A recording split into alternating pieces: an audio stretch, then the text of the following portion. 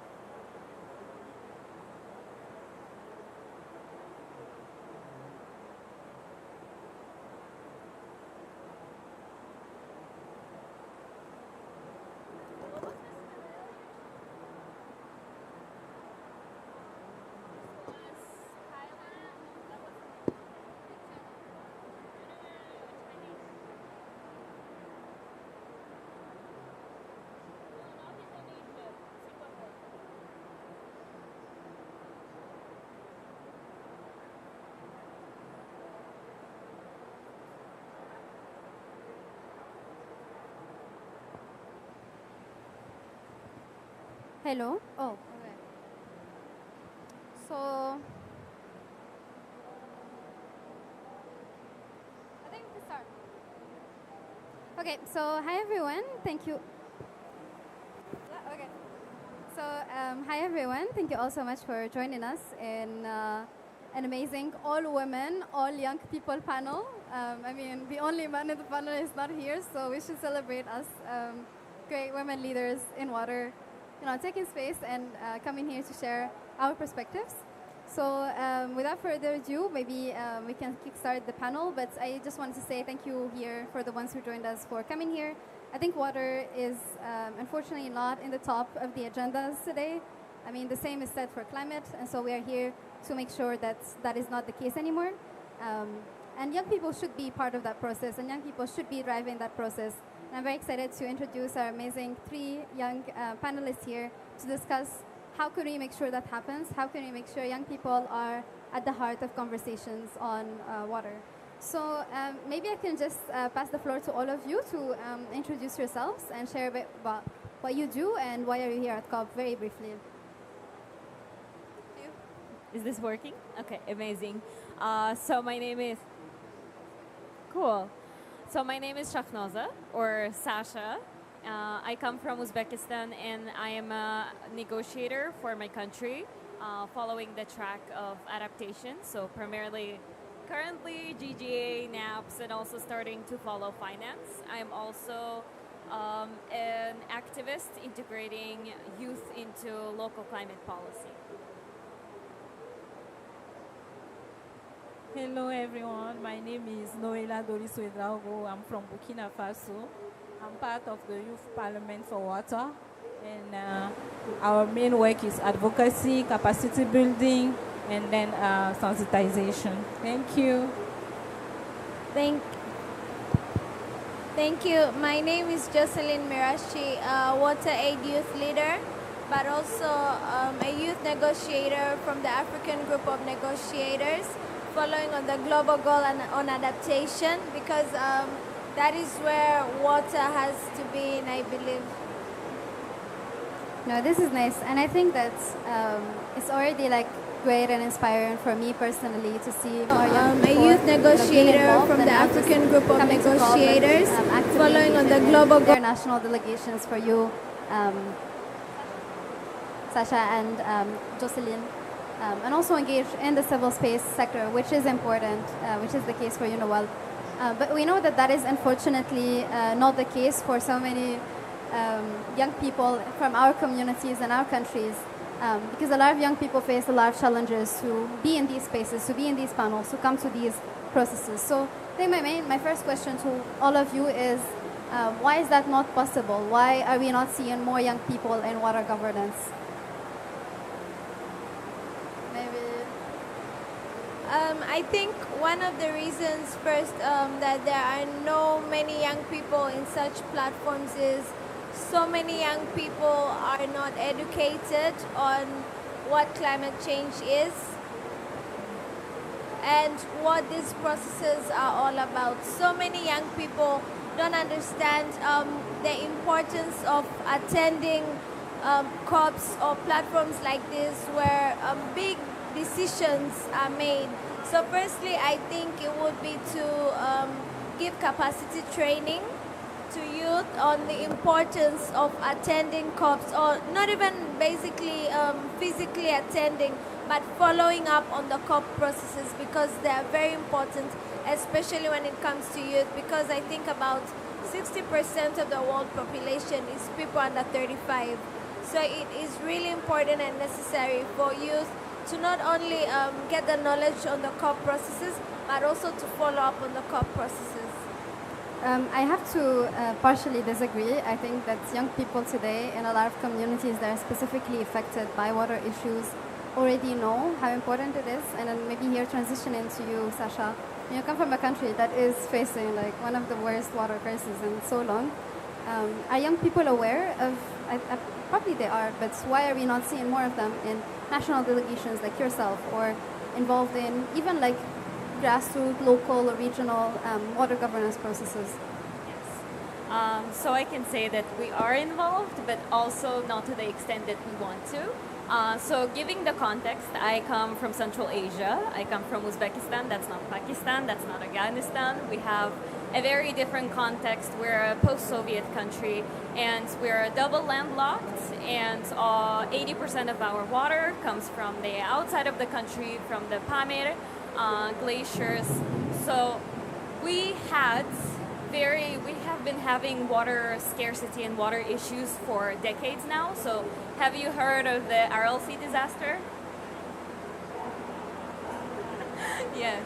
So unfortunately, many people have. So the water scarcity started. We are already our location and just how much agriculture, just how much water is being used for agriculture, primarily cotton. This system was established by the Soviet Union, just like separating every country into producing only one thing, and for us that was cotton. And then because of Stalin, a lot of our river's water was diverted away from the RLC, which is a huge lake. That's why it's called a sea. And then it dried out in just a couple of decades. So we have been feeling the issues with water for many decades, because once the sea dried out, all the chemicals, all the agricultural runoff was left in the sand, and that sand just spread throughout the whole region, causing failures of crops and health issues and all of that. So the water is letting us know that it's here today.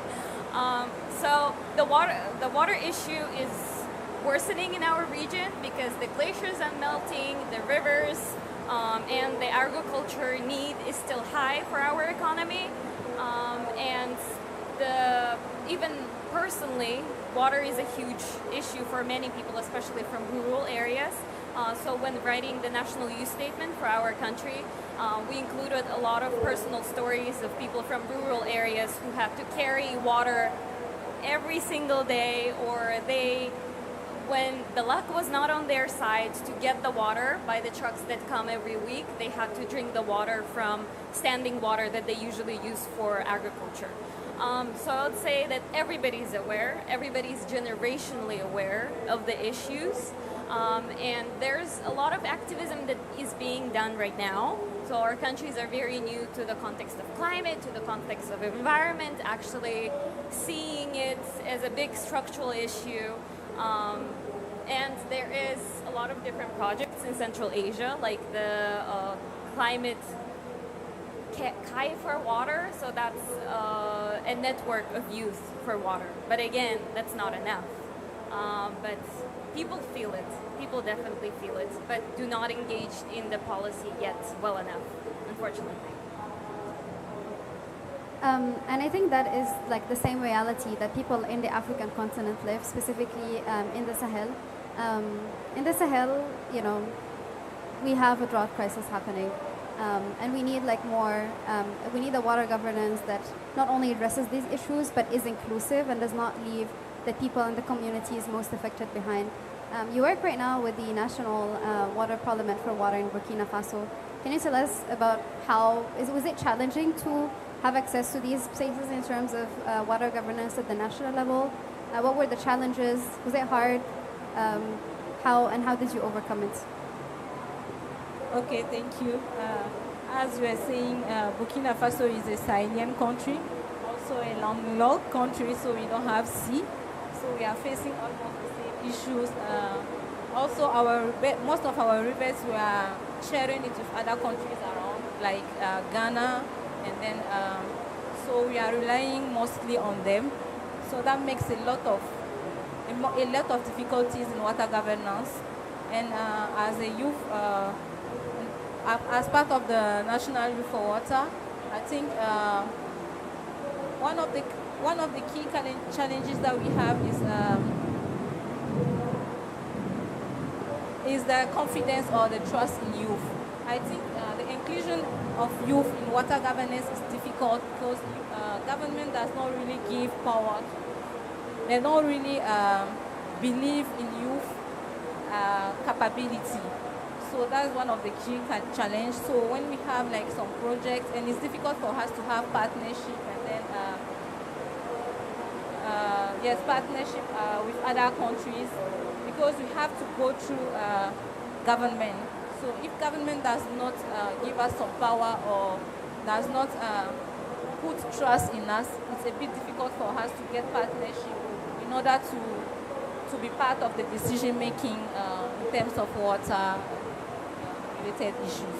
Sorry, just a follow-up question. I think that's also the same reason for which a lot of us in our countries have difficulty engaging with the COP process, or if you are following water in the UN Water Conference, because these processes were meant for states, for member states to come and negotiate. It was never meant for young people or non-state actors. But why is it that the governments does not have enough trust in young people? Why is there a crisis of trust? Is it because young people don't know? Is it because young people are not aware? Is it because young people don't care? Like, why is there a crisis of trust in your opinion? I think maybe they think young people, we don't have enough training, or we are not well trained, because when you look at most of the water related training in my country is mostly outside the country. So maybe they feel like, okay, we are not well trained to be part of decision making. I think that's it. And also, maybe we are not also, we are not giving ourselves like the power that we need to have. Let's say we don't show ourselves too much too, like showing them that, okay, we can do it. Because, but it's also normal. When you don't have money, it's difficult for you, even if you want to do you have a project that you want to implement, it's difficult when you don't have a support. So at least we try what we can, small, with the Youth Parliament for Water to achieve a lot of things. So I think with that, once we are going, I think it will happen. Like government will rely more on youth. No, and I'm very happy that that is changing. Like, for example, we see like 2 youth negotiators with us in this panel. But then I wanted to ask Jocelyn, sorry, this is a follow-up question. There's a fine line between youth engagement, like meaningful youth engagement, and tokenism. Tokenism. See? And I feel like young people are feeling a lot of anger. You see, like the anger, like universal anger. A lot of young people feel that when they are offered opportunities to engage in these spaces, it's mostly tokenistic, or as they call youth washing.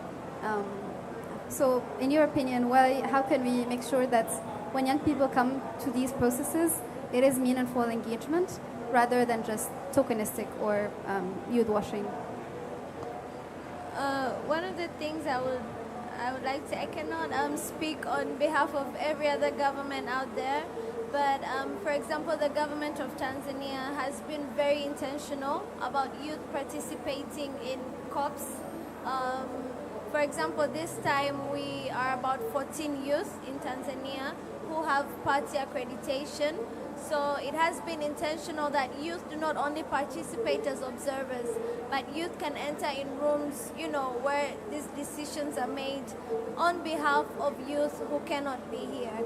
So I think that should be a step to all governments. It should be a call to all governments that they should enable more youth to attend platforms like this, not only as observers, but to be in spaces where they can make decisions, they can network and learn from, other countries, and not only governments. We have international organizations. This is, I think, the perfect opportunity to engage youth. Like I said, most youth are not only the major population, but we are the ones in the grassroots. We are the ones in our communities, knowing what our communities face when it comes to the water crisis and the climate crisis. So I think it is crucial for governments, international organizations to engage youth as part of their processes, or ambassadors, or whatever platform they can give so that youth can voice their concerns. But I believe that youth don't only have concerns, we have the solutions.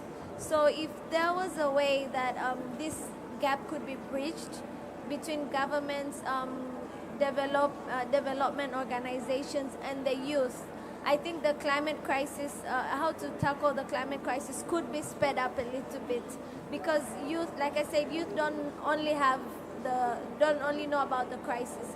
We could have solutions that we know of, but we don't get the platforms to voice it up. So involving youth could also be one of the ways of tackling the climate crisis. No, thank you so much. And just following up on that, to Sasha, asking you a question. Yeah. Sure. So thank you so much. I would like to add a little bit more on that. So it's a huge problem in activism, especially in youth activism, because almost every single opportunity that is given is tokenism.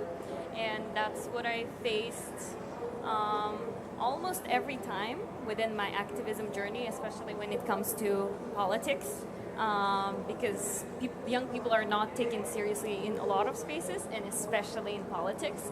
But that's something that I think our youth has been overcoming a lot. At least I have overcome a lot, because you have to, so it was before at COPs we had youth delegates, so they would go to events, they would take pictures, but last year for the first time we had youth being in negotiations, being a negotiator, thanks to YNA Youth Academy, Youth Negotiators Academy.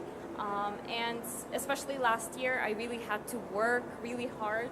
You have to try to prove yourself.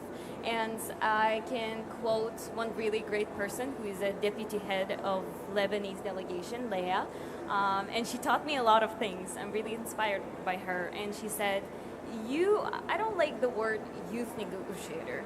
I like the word young negotiator, because when you actually prove that you can be the workforce, so we are a very small delegation, we're a developing country, really small delegation, and now I am the only one who is doing the adaptation track, and I'm really blessed that they're trusting me with this whole most important track at this COP. But it really took me a whole year of trying to prove myself, of trying to be useful, of trying to show, even with our national youth statement, I was pretty much the only one who wrote it, and the amount of research that I had to do in a month to actually make it seem that I know what I'm writing about, all the agreements, all the documents that I had to review. And I feel like, unfortunately, we have to work so hard to actually achieve this respect. But it's possible, but again, it still depends a lot on the government. But I feel like for youth, just like, for instance, women have to work twice as hard to be taken seriously, the same can be applied to youth. No, and I think it's very inspiring to see that young people today are not only defined by their age, but also defined by the expertise, by the things that they know, by the things they are bringing, the solutions that they are already leading on the ground. So then my next question to all of you is, I think that all of us here in this panel, we come from a place of privilege because we are able to be here. And there's a lot of young people out there who cannot be here because they don't speak English, who cannot be here because they live in a rural area or they come from a conflict area. How do we make sure that those voices and those perspectives are also represented here? And how do we make sure that when we are talking about youth and water governance, we do not leave anyone behind? That's a big one, whoever wants to take it. Okay, what I would say is that we need to really try. As you were saying right now, it's very difficult for some of us coming from Francophone countries because most of us, we don't speak the English. You have to be consistent if you want to participate in these conferences, because it's the English that they will be talking. Like in the negotiation room, you will not hear French. It's always English. So we need to try our best, because it's not only government, but we also have to try. As I was saying, the training is very important. So I remember for my organization, for instance, we wanted to bring more youth, but the difficulty is that we don't speak English. So you will bring someone that will come, and then it's difficult for the person to integrate and then participate to the negotiations. So yes, we understand the water problems and everything, but to express it in another language for other people to understand or to be able to negotiate in order to get results, that one too is another problem. So we need to really try our best and then train ourselves, not always wait for government to do all the job for us. We need to have our own policies, yes, our own targets as youth and as women, because it's more difficult when you are a woman again. So, and then what I can add is that the confidence I was talking about, not only on the government side, but even for international partnership, I think most of the partners, they would like to hear more about us. Yes, we know, but they don't know us. Maybe they have some sponsorship they want to include, or they are looking for young people to be part of their circle, but they are not getting because we are not showing ourselves enough to the world. So that's what I can say for this question. Thank you. If I can add on to what she said, I like what she said when she said we don't have to wait for the government or NGOs and stuff. Again, I will speak for my country. For the second time in a row in Tanzania, we always have youth pre-cops where we collect ourselves as NGOs that work in the climate crisis sector. And then we host a pre-cop youth and invite youth from all over Tanzania who come and voice their different concerns that they would like to be taken to COP. And then we end up with a position paper for youth in Tanzania, which we give to those youth that will be attending COP or to our government delegation so that they can know where the youth in Tanzania stand when it comes to the matters of climate crisis. But not only doing a position paper, this year for the first time we did a COP simulation. For those of us that attended previous COPs, we tried to show our fellow youth in Tanzania when we come to COP, this is what we do. Because as she said, sometimes social media lies. You would come to Tanzania, you come to COP, meet a minister, take a picture with the minister, see everywhere beautiful in Belem, and people think that is all we do when we come here. But as a negotiator, there could be so many sleepless nights. I've seen negotiators cry, come out of the rooms, cry, go in and continue discussing. So the negotiations are very intense, and I think it is important for our fellow youth out there to know what really happens when we come to these meetings, because we do not come here to speak for ourselves. As you said, we may be coming from a place of privilege. We might have clean water at home, like we drink water whenever we want to, but there are some communities that water is a privilege. And it's not only one.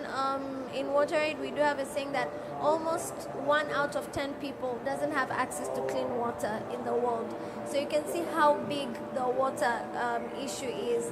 So when we're here, I think it is good to not only speak for ourselves, but to speak for everyone, to understand that we're here representing like a large number of a group of youth that could not be here. So, again, adding to your point, thank you so much. I think the sense of privilege is something that is very central to my identity, because like from a very young age, from 14, I knew that I want to focus on climate in my life. And from also that age, I also knew that I have a lot of privilege. Although in the international sphere, I can say, oh, I'm a woman, I come from a developing country, but within our context, I'm very privileged. I don't have to go very far to see my privilege. My cousins do not really have the access to education. They're from a very, very conservative family that does not welcome. I would not be here. I would not be going to these conferences. I would not be having so much support from my mother, who advocates and has arguments with my family members to let me come here and let me access all of these opportunities. And again, I'm very privileged. Again, water. The people from all of these rural places, or even from the cities from other parts of the country, just come and they are shocked. They're offended that we're using water to wash the cars, while they're the ones who spent hours of their time bringing needing water just to drink for their family. And usually this is what the girls in the family do. And I always tried to, I believe that I'm very lucky. I'm very lucky in terms of like gender issues. I'm very lucky in terms of my education. I'm very lucky that I never had to worry about money. I'm very lucky to have so much support, and I'm very lucky to be at COPs. So even like after the first COP, we have a project that I led in having model conference of the parties and just engaging youth and showing that climate policy is just so much more than tokenism and pictures on LinkedIn. So I have, again, quoting. I love whenever people say something very special, I just quote it. I put it in like a mental journal that I have in my mind.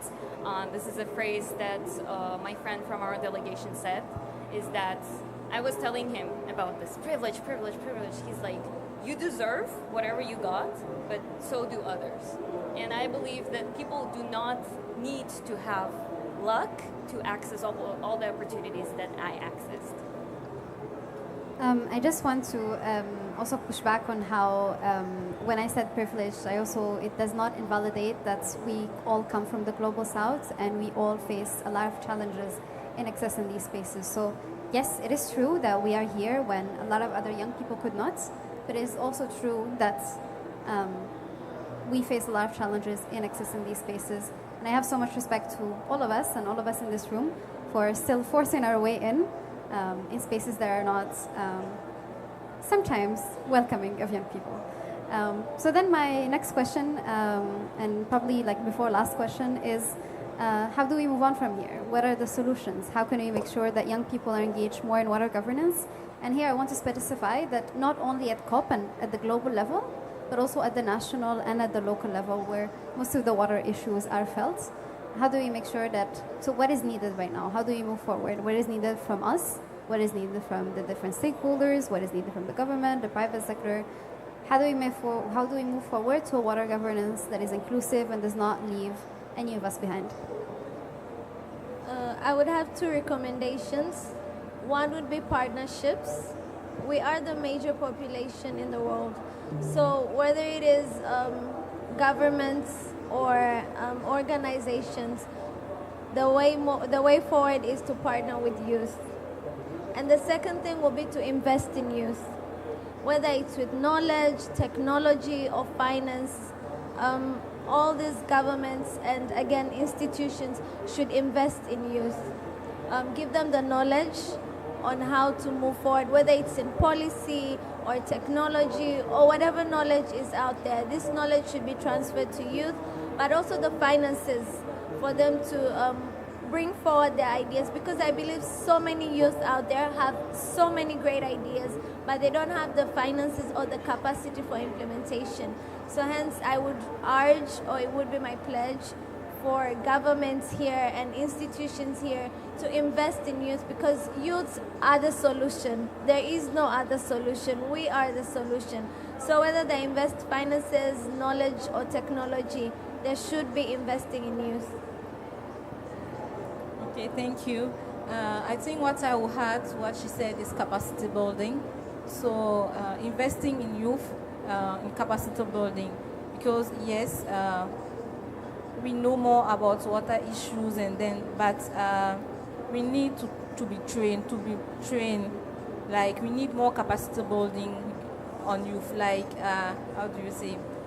We need to train young people in water governance, water policies, because we all know about the difficulties, but we don't know all the law related to the water governance. Because I was talking right now about water that we share with Ghana, and then it's sometimes we have challenges with them because they give us the water for electricity and we have to do irrigation, and sometimes it's like there is a war and then the water is not coming, so it's a whole process.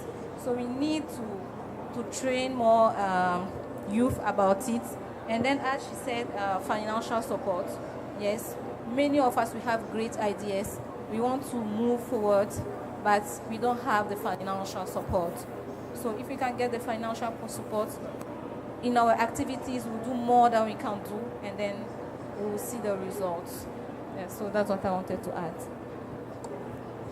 I would like to follow on these points. Just like, for instance, for youth to participate in negotiations, we don't have the time.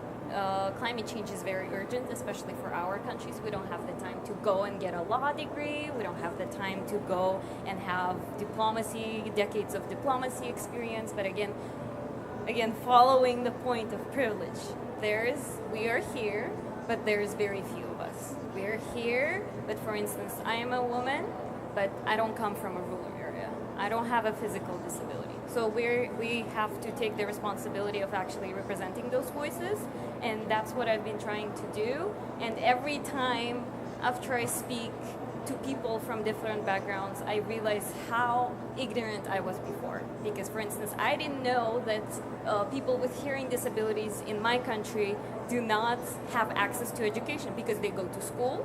Their teachers do not know sign language. And, for instance, we were talking about the climate education. They're like, we cannot read. This is very difficult for us. Sign language and reading is very hard. They're very different things. It's very hard to read. So we don't have access to a lot of information. We don't have access to climate information at all.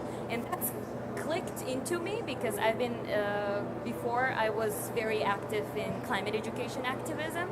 And I was like, wow, I didn't know about that. We translated climate content into local languages, but oh wow, we didn't translate it into sign language. And that's such an easy thing to do. So so you take those perspectives, you talk to those people, you gain so many perspectives, and you do your best to advocate for them. Okay, we're having a meeting with climate cardinals. No, we have to have the translator, and we have to have 3 people who are deaf. We have to have them. And you talk to them, and we're few who are very lucky, and we have to use that privilege. No, I think I'm hearing here again that there's a lot that can be done, but also I just want to say that we are in a times of uncertainty. That even if the solutions are here, we can invest in young people, we can make things more accessible to them, we can invest in capacity building for them. But the truth is there is huge lack of political will, and we live in times of geopolitical uncertainties and chaos in which climate change and even water are not at the priority in the political agendas of so many countries and so many people. So I'm not going to ask how do we move forward from there, but I'm going to maybe move on to a part in which we all make a commitment. I think, as you said, we have the solutions. And so what is one commitment that you are willing to make right now here in this panel, and all of us in this room will hold you accountable to whatever you say, to make sure that young people are more included in water governance? Not just included, but that young people are actively shaping water governance at the regional, local, global levels. On my part, as a water aid youth leader, one of the things we're here at COP to do is we wrote an open letter demanding for global leaders to put water crisis at the heart of discussions in climate crisis. As of today, we handed the letter to one of the UNFCCC secretariats, and we voiced our concerns that we feel like water is not really at the heart of COP conversations or the climate crisis conversations. Well, 90% of the climate crisis is the water crisis. When you talk of the climate crisis, you talk of drought, you talk of floods, you talk of havocs, and all these involve water. But water is not really a topic in COPs. So one of the commitments I'm doing is trying to push this agenda to global leaders who are here, whether it's ministers or people who are in a position of decision making, to really put the water crisis into heart. And I hope I continue to do this. Maybe until the end of COP, maybe water can be somewhere. It's not really something that it looks likely, but at least a voice will be heard. Because like I like to say, this is the 30th COP. There has been 29 COPs. And they say this is the COP for implementation. So we hope to see some sort of implementation. Commitments and pledges are good, but the implementation is not catching up to the climate crisis. So for this COP, we need to see more implementation. And my commitment will be to follow up on implementation on global leaders. Thank And you. we will follow up on you doing that. Okay, I think one of the solutions is like globally, as she said, the water is not really, we are not really seeing water as a topic here at COP. So I'm following climate finance. So it's like some of the countries does not really see the need for the adaptation fund, because when you are talking about water, as she was saying, it's very difficult when we don't have water. Actually, in my country, for instance, the rain is not as before. So meanwhile, we are relying on rainwater for irrigation. So it's like, so we need more about more commitment, as she was saying, concerning basically the adaptation. As she said, it's an implementation COP. So we need to hear more about, yes, we know what is happening, and then we know all the water-related issues. So we need to give something or to do something about it. It's like many countries are not really taking it into account, but it's really affecting us coming from the global south or coming from developing countries. So as a youth, as part of the Youth Parliament for Water in my country, what we do mostly is advocacy.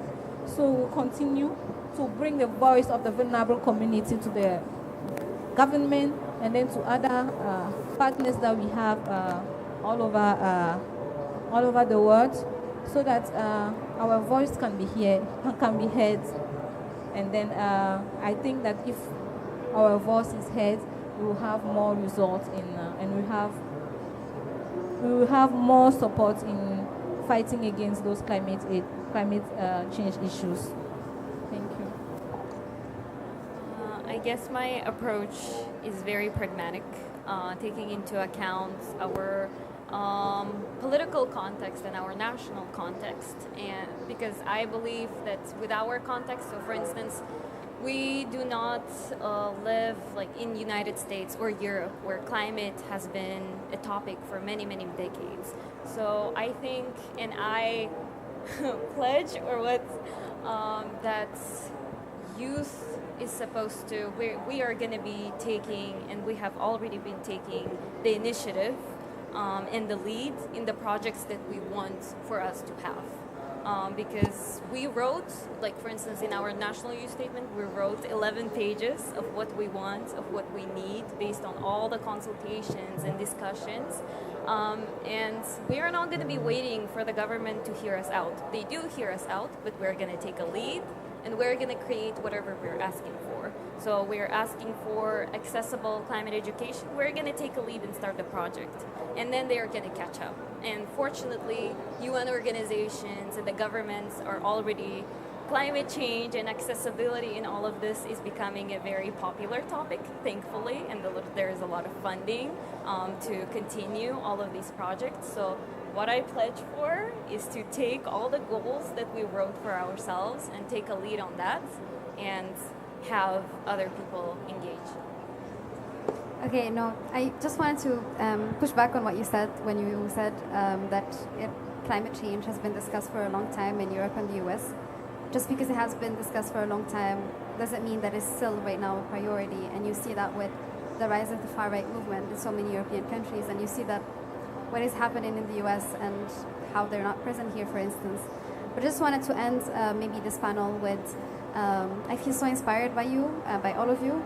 I think being a young person right now in 2025 and at COP30 is, comes with a lot of frustration and disappointment, and how the world around you does not move at the pace that you want it to. And so I have so much respect for you, because even though with that frustration and maybe with that disappointment, you're still pushing through and you're committing pledges that are very ambitious. And I hope we can all hold each other accountable, because it is only if we keep up the momentum that something is going to change. And with that, maybe we can open the floor to everyone else in this room. Is anyone here open to sharing how they feel about water governance, how maybe their experiences as a young person engaging in this process, or if you're completely new to water processes, is there something that you need to help you navigate these things better? Or are there any solutions that you would recommend? Otherwise, we can pass it on to... Okay. Oh, okay, we have to.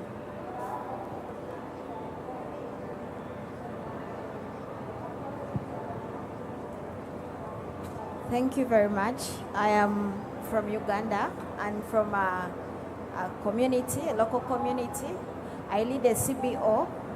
When I saw water, it's kind of spoke to the inspirations of my community. As a government, our government has not done so much in addressing the water crisis in most of these communities. So as a leader, I walk the talk. Right now, we are mobilizing resources to ensure that, because water has become it is a genesis of so many problems, especially for the young women in the community. They walk long distances to access water, but also when there is no water, the burden is on the women. So we are mobilizing resources to ensure that these water resources are extended closer to people, but also to schools. So that is what we are doing as a community. We are not only mobilizing from the international community, but from also the local community. We ask them to get a fee to ensure that we construct a borehole, or even establish or construct a better well for them to access clean water. So that's what we are doing in our community. Thank you.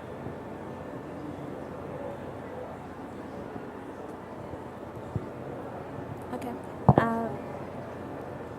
Hello everyone, my name is Malkia John. I am the Executive Director of Sauti Salama and I work with water. And my question was, because I know we're talking about governance, water governance, but most of the time when you're talking about water governance, we're talking about formal structures, like in government, how governments then involving young people in leading, maybe changing the water space. So I do run a project down in one of the semi-arid areas in Kenya, and it's just geared towards social impact of water, and that is we sell water at an affordable price through also partnerships with other NGOs, and all these profits go to a community borehole fund, in which a community, after it reaches a point, they drill the borehole and then we move to another community to replicate. My question, and even from the insights of me leading the project, is a lot of young people are developing local solutions, and I mean that could also look at as informal governance, right? And I've had the example of the water parliament from you, and most of you may be working with government or in that space. So I'm looking for what are other successful ways or structures in which you've seen that merging of the informal governance, like locally led solutions by young people, and it either being formalized or recognized or given support, more support from government or from non-governmental organizations or just people. Yeah.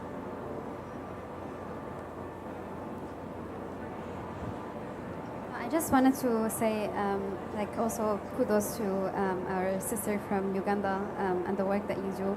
I think a lot of the solutions should come from the ground, and I think it's very easy to talk about water in these global processes, but the implementation has to happen in the ground, and I'm very happy to see that you are already doing that in your community. And the same to our sister from Kenya. Here, when we said youth and water governance, it was not exclusive of COP or of government processes specifically. It just happens so that we have a negotiator here at COP and we have another negotiator at COP.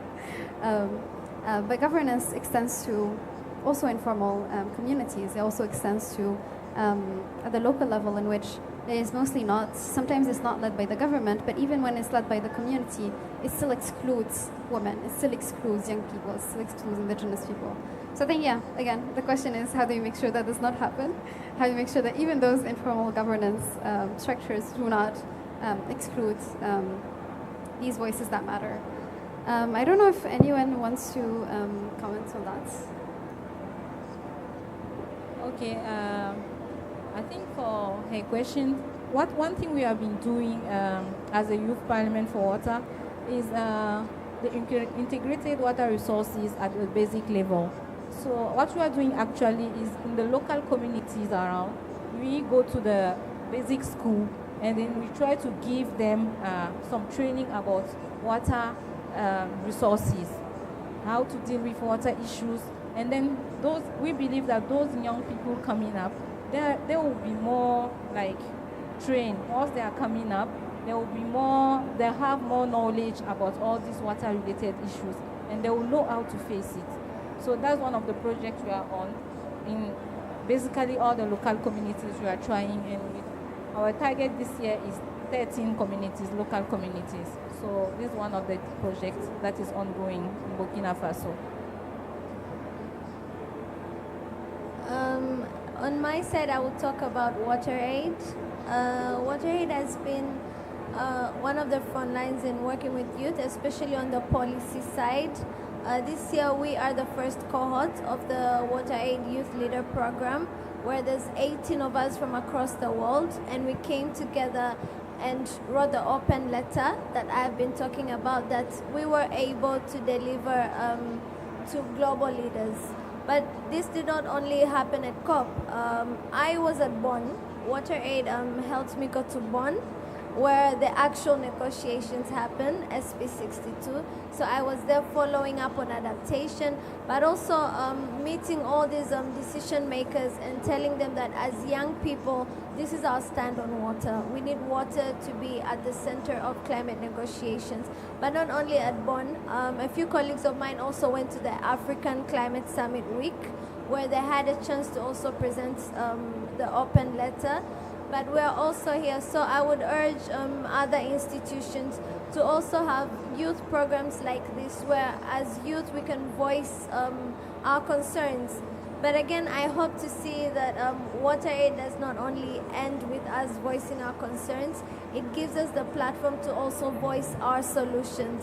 Because again, depending on governments or other people, apologies for anyone who's above the age of 35, to come up with the solutions. This is really going to take time. We are the majority of the population, and I believe the solutions will come from us as ourselves. So it's really important not only to wait for governments or institutions to invest in us, but also us to invest in ourselves. What we get in this COP, we can take back home to people who have not privileged to be here and educate them, or even show opportunities. There are a lot of opportunities here. If you go around, there's a lot of opportunities in COP. So it should be a chance for not only us to wait on governments or institutions to believe and invest in us, but for us who are privileged to be here to take the opportunities back home and make sure that youth in the front lines really know what's happening when it comes to the water governance policies and even water management. Because water management could be another topic that leads to water crisis. Anyways, I'll just stop there because of time, but this is like a really broad topic. No, thank you so much, and I think that's a very nice note to end on. Again, a lot is happening at COP. It's very easy to be overwhelmed by the presence or the lack of water policies or water conversations. But we are here, and all of us are committing to making water governance more inclusive, not just at COP, but also at the local levels and at the community levels. And I think with that, maybe we can take a group picture. I hope that all of you, when COP ends, or even like if you're still staying at COP this week, you will still talk about water. You will remember that all of us here are asking you to do so. And we hope that this could be like a little step further. This could take us a little step further to a water governance that, again, does not leave anyone behind. Okay, then maybe we can take, like, everyone please join us to a group picture. So we created a sign for water. So this is W. Can you see it? Yeah? This or this? So maybe everyone, like, you can join us and we can take a group picture here in the Water for Climate Pavilion.